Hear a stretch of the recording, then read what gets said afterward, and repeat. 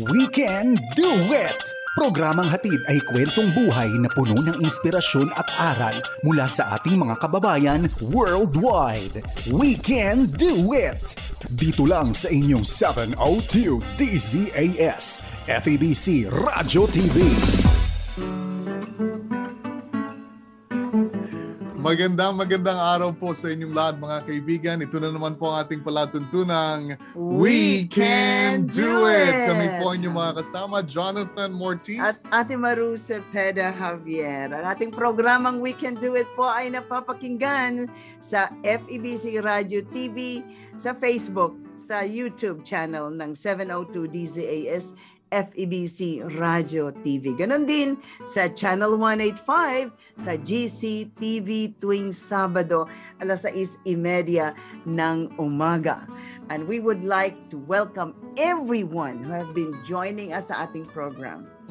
Thank you so much. Well, Ate Maru, ang ating nga pong guest ay magpapatuloy ngayon. As we promised you, yun hong composer po ng Tanging Alay Ko. Nakaantabay na po siya dyan, and we will welcome him officially later on.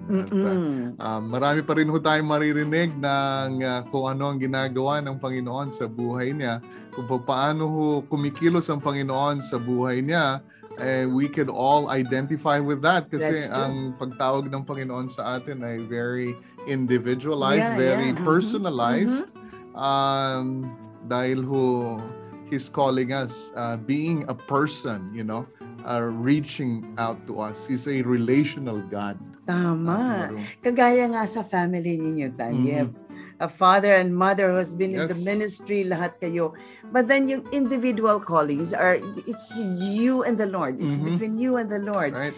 And kagaya ng guest natin, mga kapatid niya, nakakilala sa Panginoon, maraming mga changes, mga blessings na ibinigay sa kanya, but he opted to be used by the Lord. Right. At saka he made the decision on his own to believe and accept Jesus Christ. Ito nga po yung laging sinasabi ng tatay ko noon when we were growing up. Si Dad, si Evangelist Paul Mortiz, sabi niya, anak, walang apo ang Diyos. Puro mga anak. Walang apo ang Diyos, puro mga anak. So I need to make a personal decision. Kayo rin po, making that personal decision, yun rin ho yung pinasa namin sa mga anak namin. Ngayon, they need to make their own personal decision. That's true. And gusto ko lang pasalamatan yung mga tagapakinig natin who just listed down some notes for us. Alam nyo, nakaka-inspire talaga. And maski paulit-ulit yan, paulit-ulit din ako magsasabi, thank you, salamat talaga. Kasi dahil din po sa inyo ay nai-inspire din kami to move on because we know na hindi lang kayo, kundi yung mga kamag-anak nyo, mga kaibigan nyo, pinagsasabihan nyo rin sila tungkol sa ating programa. Right. And if you have a special testimony that you would like to share sa ating program, please take note. Ilagay nyo lang dyan sa note na yan. Ate Maru, meron akong isi-share. So I will call you and we'll talk. Okay? Ate Maru, it's very interesting, no? Kasi kahit itong media, when we talk to someone or when we talk over sa radyo o kaya dito ngayon sa Facebook o sa YouTube, you know, we're talking to a person. Yeah, that's right. That's right. We're talking on media, we're talking on multitudes, pero we're talking to you. Yes. I think that's the beauty of what God can do as well. And you are special. Yeah, you are special. Everyone is special. What a wonderful message that is for us. Kaya itong special message na ito na natanggap natin sa Panginoon, kailangan natin itong ipasa. Iyan yung hindi lamang tayo ang namasa sa ganito mga benefits na ito. And we need to pass it on sa maraming Exactly. So yan po ay napakagandang testimony at for all you know, napakaganda talaga ang isang experience when you lead someone to the Lord. Ay nako, overjoyed. Hindi, it's joy unspeakable. words can't describe it. Well, kaya ho nandito ang ministry ng FEBC. Correct. And kaya ho nandun ang ministry, in individual ministry na binigay sa atin ng Panginoon sa mission ng Lord. Sinabi yan sa atin ni Pastor Raymond last time. Yeah. Yung mission niya ay ipangalat ang salita niya. Because nandyan po ang kasagutan ng lahat. The gospel changes everything. Amen. Nagbabago ng buhay, nagbabago ng perspective, nagbabago talaga ho ng lahat ng mga katanungan natin. The gospel changes everything. Amen. And that's why FEBC is here. Ang FEBC International po ay nagpapatuloy more than 70 years, 70 dekada, Yeah. magwawalang po na, malapit-lapit na, pero ho, nagpapatuloy ho ang gawain ng FEBC. And as you know, mga kaibigan, involved po tayo sa ministry sa Thailand, and I just like to give you highlights again of lives being touched ng ating ministry sa Thailand through the Bible correspondence course. Ayun. Ito yung susulat sila sa atin, and they'll call us. You know, sa pag-announce natin sa radyo, no, Ate Maru, wala tayong radio stations doon sa sa Thailand. We buy airtime sa Thailand. Okay. Nagkaroon tayo ng studio, nagkaroon tayo ng stasyon sa Bangkok. Unfortunately, ay marami ng mga nagtaasang, and it's a low FM station. Okay. Marami ng mga nagtaasang building, kaya yung antenna natin dapat i-relocate. So ngayon po ay nandun tayo sa sitwasyong yun na naghahanap ng mga relocations na yan. But anyway, sa mga stations po natin, we buy sa 33 stations all around Thailand ay napapakinggan po yung programs natin. Oh, wow. Pagka tumawag sila, kumontak sila sa atin, gagawa natin sila ng may follow-up team tayo doon. At lagi natin encourage sa kanila, mag-sign up kayo sa Bible correspondence course if you want to know more about Jesus Christ. So yun ang ginagawa natin. So they get involved with us. Alam niyo naman po sa Thailand, ay majority ay Buddhist. So, you know, we're introducing Jesus Christ to them. At marami ho sa Bible correspondence course nasa kulungan. Nasa preso. I see. Okay. Ito, mula sa isang kalalakihan sa Chonburi, sa isang kulungan. Sabi niya, "Thank God for the written encouragement at the end of every lesson you send me. I really want to work like you guys. Since I've known Jesus Christ, I felt that my thoughts, actions, and words have changed for the better. I want to live like this, with this feeling forever. And I want all my 3 children in their teens to see my changes, hoping that they will know God. I believe that getting to know God will give children life immunity. So I want to give back my life. In 2 more years, I will be freed from here and return to see my children and stay with them. Please pray for me and my children for this matter." Wow. And alam natin yung mga challenges ng mga nasa kulungan ay they want to show na binago na sila and nagpapabago sila sa mga ganitong mga plans, mga lessons actually. Amen. Wow. And meron pa tayong isa, Ate Maru. Sabi niya gano'n, ito nasa kulungan din. In the past, I was a very impatient and carelessly doing so many things. I didn't listen to anyone's warnings. That led me to break the law and was put into jail. Oh, wow. I never believed in God until one day a friend invited me to join a Christian group in the prison. In the group, there was a discussion, exchanging ideas, and then they recommended me to take lessons in the Bible correspondence course. Ito ang ino-offer natin sa Thailand. From that, I have learned about God, hope, and life. Today, I have changed a lot. I became calmer. I listened to everyone and everything. Thank God for all the friends who invited me to the group and recommended God to me.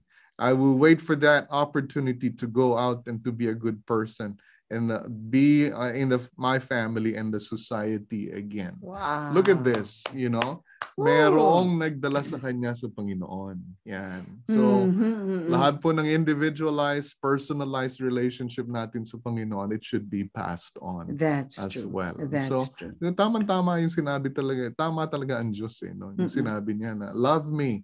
Love the Lord your God with all your heart. Yun yung first command. Yung second command, love your neighbor as yourself. So it's just passing on. You know, you are our vertical relationship with God, that's the start. And then our horizontal relationship with God. Yes. And finally, Ate Maru, ito ay wala naman siya sa preso. Ito ay nasa Nongkai province. Before this, there were many situations in my life that made me feel sad, hurt, and uncomfortable.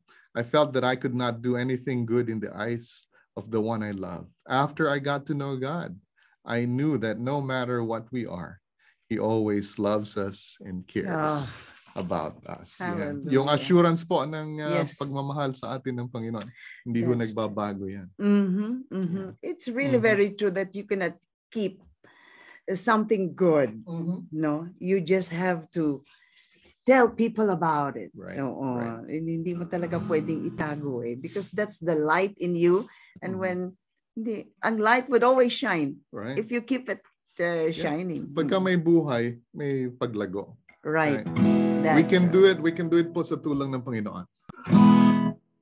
You can do it. We can do it. Really, we can do it too. You can do it. We can do it. Really, we can do it too. Kayo po ay nakikinig sa ating programang We Can Do It dito po sa 702 DZAS. And for those who have just tuned in, welcome po sa program. I hope you'll stay every Sunday with us dito sa ating program. Well, excited ulit. Yes. Mga kaibigan, let's welcome back our special guest last week. If you have enjoyed the program and you have learned something na the composer pala ng Tanging Alay Ko ay nandito sa Amerika at patuloy na naglilingkod sa Panginoon. Kasi binigay niya yung buhay niya, yung Tanging Alay Ko. Yeah. Right. Kaya commitment yan. Yung aming tanging alay namin sa iyo ngayon. Sa mga oras, we would like to welcome back our special friend, ang aking kababayan, ang kasimanwa ko halin sa Negros Occidental, Pastor Raymond Remo. Woo-hoo! Welcome to the program, Pastor. Maraming salamat at hopefully ang ating connection ay tuloy-tuloy at this time. With the help of God. Yes, so nung natapos ako sa Bible school, we got married in 1983 and we served the Lord in Angeles City sa Bayanihan Baptist Bible Temple. It's a Filipino-American church, and then the Lord opened the doors for us. Hindi namin alam na si Mrs. pala ay American citizen. Yung grandfather niya ay American soldier. So, silang lahat, ang kanyang mother ay American na pinanganak doon sa Mindanao. And then in 87, the Lord opened the way for us to migrate to the US. At napakaganda noon, Ate Maru, kasi kung sa Angeles kami, we were going door-to-door visitation, part of our ministry sa church. At we led a couple to the Lord, yung American serviceman and his wife. We led them to the Lord. So nung nag-move sila dito sa States, sabi niya, Ray, if ever the Lord opens the way for you guys to come to the States, you're welcome to stay with us. That's why we ended up dito sa Maryland. Alam niyo, dumating kami Sabado ng gabi. Sunday morning, I was leading the music sa church nila. Wow, salang ka agad. That's how the Lord opened the way. And then we came by faith. Dalawang maleta lang dala-dala namin. Tapos at that time, we have our first child, Israel. Ilang taon si Israel? provided our needs. So Yeah, and ilan, I mentioned to Ate Maru, I wrote several songs. Actually, si Ruben Abante and Danny, I think, Oh, sang yes. Ang Tanging Daan, which I wrote. Mm. Tanging Daan. Mm-hmm. And then Mm-hmm. Polly Prieto and her nephew sang Ikaw Ba'y Tapat, which I also wrote. Oh, Those were wow. played in DZAS when I was Uh-huh. there. And Talaga. DZAS has my recording of Bakit Ako Naglilingkod Sa'yo. Sino kumanta nito? Bakit ako'y I did. They recorded me when I joined Oh, you Taguig did? Living. Oh, you Yeah. tagis. Okay, okay, okay. Oo. So Oh, yun wow. yung theme ng paglilingkod na pag binigay mo yung ang buhay mo sa Panginoon, there's no turning back. No, kahit That's nagtitiis true. ka, at ito ay ang motive natin ay pag-ibig. Hindi dahil bibigyan tayo ng Panginoon ng langit Mm-hmm. o buhay na walang hanggan. Just to show appreciation and gratitude sa Panginoon na binibigay natin ang buhay natin sa Kanya. Kaya Mm. naglilingkod tayo sa Kanya. Amen. Ilang taon na si Israel, your eldest? Israel is now 30, he will be 38. 38? He is in the U.S. Air Force Oh. and he has 7 children. Woo! Wow. Ang dami mo na pala. Colorado Springs sila. Yes. So the Lord bless us with 3 more. Mhm. Actually, kinuha ng Panginoon yung second baby Oo. namin Mm-mm. sa Philippines. Tapos binigyan kami ng 2 sons and 1 daughter here dito sa States. And they're all married. Happily married, serving the Lord. That one is a teacher and Mm-mm. also doing song leading sa church. Oh, wow. One is doing admissions counselor in Salisbury University. He's also involved in music. So we're just so glad that we raise these children in the admonition and knowledge of the Lord Jesus Christ, and they are also raising their children in Christian faith. Oh, praise God. Wow. Ang ganda, maganda. I think you really have a big, happy family, you know? Siguro palagi, when you have a reunion, you always sing together, huh? Yes. Ang theme song namin ay yung Household of Faith. Yeah. Oh, that's a nice song. That's a nice song. So, Ray, Pastor Ray, bring us now to what you're doing. I know that you're a teacher in a Christian school, and you have mentioned that aside from English, marami ka pang alam. Aside from Ilonggo, may alam ka pa gali. So tell us more about you being a Spanish teacher and maybe probable Japanese teacher. Tell us more about that. So right now, I'm the current minister of music sa church namin called Fellowship Church here in White Plains, Maryland. And then when we were offered a job, aside from being in the music ministry, they needed a Spanish teacher sa middle school at high school. So I said, well, I can teach that. And then we also have foreign language enrichment. I could teach Japanese. Recently, I met with our principal. Sabi ko, they're teaching Tagalog sa University of Maryland. Why can't we include that sa ating curriculum sa enrichment? So we will start Tagalog also. I-rotate namin yung Spanish, Tagalog, saka Japanese. But the main thing is it's really a joy for us na makapaglingkod sa Panginoon sa Christian school dahil Bible is one of the subjects, and we can openly pray. We can openly witness to these young people and their parents. Some of them, karamihan sa kanila ay blended family o kaya divorce ang parents. So the only time that they can hear the gospel is sa school. So we take that as an opportunity and a ministry to be a witness to them, not only to teach them, but to include ang gospel sa kanilang sa subjects. So kahit anong subjects ang tinuturo namin, kasama yung Bible. So anong mga classes ang mga, kumbaga, high school ba sila or elementary yung mga tinuturuan mo? Middle. Ang misis ko nagtuturo ng music from K5 to grade 5. And then grade 6, middle school na sila, grade 6, 7, and 8. And then 9 to 12 ang high school.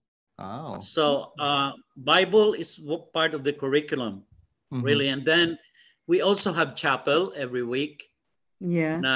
They get the gospel message. We invite speakers, and then we also have retreats. Kasama yun sa curriculum, they are required to attend. So kahit in every way we try to introduce the Lord Jesus Christ to these young people. Part of our ministry also is called the Filipino American Christian Evangelism phase, where we started years ago as a small group, and then lumago ito. We were reaching out Filipino Christians here in the States, and then tinutulungan namin yung mga pastor doon sa Philippines sa kanilang mga pangangailangan. Raymond, marami bang mga Pilipino dyan sa area nyo? Marami. I don't know what the percentage is, pero sa church namin mga 25% ay Filipinos. At tapos sa area, there is a certain city called Fort Washington na meron niyang Filipino restaurant, Filipino store. Karamihan sa mga residents ay Filipinos. Malapit kami sa Washington DC, which is so maraming Filipino Christians. Doon sa population naman ng school, ilan ng mga estudyante? We are ranging around 400 right now. 400. Wow. That's a big school. That's a big school. Yeah. Nung nagkaroon ng COVID, we did the virtual. At ganun din sa church namin, nagkaroon ng virtual broadcasts. Pero balik na kami sa so dual. Yung iba na ayaw pa rin magsimba, nakakasimba sila, they're joining us online. So we thank the Lord for that technology. That's the new norm now, I guess. I know, but that's not an excuse for people not to neglect the gathering together. Tama yun. Sometimes kasi, you know what, a habit is being formed. Pagkatapos mo 1 month na ginagawa na ganun, parang ayaw mo na yung ayaw mo na i-change. Kampante ka na dun sa, ganun na lang. I don't have to change. I don't have to take a shower. I'll just, open my... That's why we need to teach our congregation talaga. Kasi kahit sa workplace, ganyan na ang norm ng workplace. Like sa akin, sa Thailand, yung involvement ko sa Thailand, I think ganun ang mangyayari sa amin. Mga 3 times a week papasok sa office. Yung either Monday, Friday ay sa bahay na sila. Ganun mga scenario. But again, we're going back to church here. Yung church commitment, church involvement, and the physical presence. It's very, very important. Siguro talaga dapat talaga i-encourage natin yung face-to-face learning na, especially maraming mga parents who are not capable of teaching their own children also, no? Bagong technology ito no? And then you have to buy some special, may cellphone ka na kailangan capable of doing this, ganon. So sana naman ay ipanalangin natin na sa ating bansa naman sa Pilipinas ay ibabalik na yung ating face-to-face learning na yun. Yes. So part of what the Lord has done with the songs that I wrote, marami akong songs na isinulat. We were able to come up with a CD when we went home in 2018. Oh. Ginamit na fundraising sa isang church to help their building. At so yan ang isa sa mga goals ko na at least I think it's the only goal that I have, that God will use my songs to help others in any way that we could, especially in missions. That's sa true. ating mga kapatiran sa Philippines. So, ano bang pinaka-latest mo composition? Have you... I haven't written for a long time, but meron din akong compilations in English. And we're trying to do a project now to, I have copyrighted them this time, and maybe come up with just 10 songs for a CD. And one of them is my favorite song, God Has Never Failed Me Yet, which I'm going to share with you in the future. Yeah. I'd like to share that with you. That's good. Wow.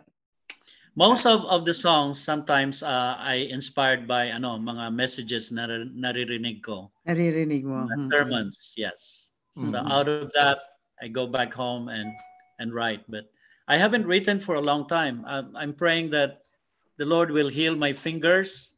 Kasi hindi na ako nakagitara. Panalangin naman sa mga nakikinig dito sa radio. Please join us that the Lord will heal my hand again. Para naman makagitara ako, and then ano ba nangyari dyan? Pain? Sabi ng doctor, arthritis daw eh. Nako, mayroon akong gamot sa'yo. Good. Anyway, pag-usapan natin pagdating mo dito. Yes. Yes. Yeah. So, thank you so much, Raymond. Pastor, salamat po. Thank you. And so, anak ka ni Paul, hindi ka kapatid ni Paul. Hindi. Tatay ko yun. Paul Mortis. Right. Right. Yeah. Pero si Ate Maru, she's not really getting old. She's not. Ate natin, pero mukhang mas matanda pa ako kay Ate Maru. Yeah. God is good. It's really a joy to join you guys in your show. At I hope na patuloy tayong maglingkod sa Panginoon and He find us faithful. Yes. Amen. And maybe one day if you're ready to share some songs, just keep in touch, Pastor Ray. You have been a blessing to us. And by the way, there's an English version now of Tanging Alay Ko. So, talaga? Oo nga, i-share mo nga para... I send that to you. Oo, sige, share mo lang. Well, maraming salamat, Pastor Raymond, and sa tulong po ng Panginoon, we can do it. So kami po ni Ate Maru, we always say that we can do things through Christ who strengthens us. That's true. We can do it. Praise the Lord. Thank you again. We can do it. Yes, we can do it. With Christ who gives us strength, we can do it. Yes, we can do it. With Christ who gives us strength. Ito po ang programang We Can Do It na papakinggan sa FEBC Radio TV at napapanood sa Facebook Live at YouTube channel ng 702 DZAS FEBC Radio TV. Gayon din po sa channel 185 sa GCTV. Muli mga kaibigan, nagpapasalamat kami kay Pastor Raymond Remo, ang ating special guest for the past last week and this week. Maraming salamat for blessing us, and I'm sure you will hear from our listeners some of the comments, and they will be blessed, and they continue to pray in regards to the whole family, and maybe one day we'll see each other again. Okay. So mga kaibigan, we would like to say thank you for joining us dito po sa ating programang We Can Do It. Bye-bye, and I'll see you again next week. Inyong narinig ang Weekend Duet dito lamang sa inyong 702 DZAS FEBC Radio TV, Agapay ng Sambayanan.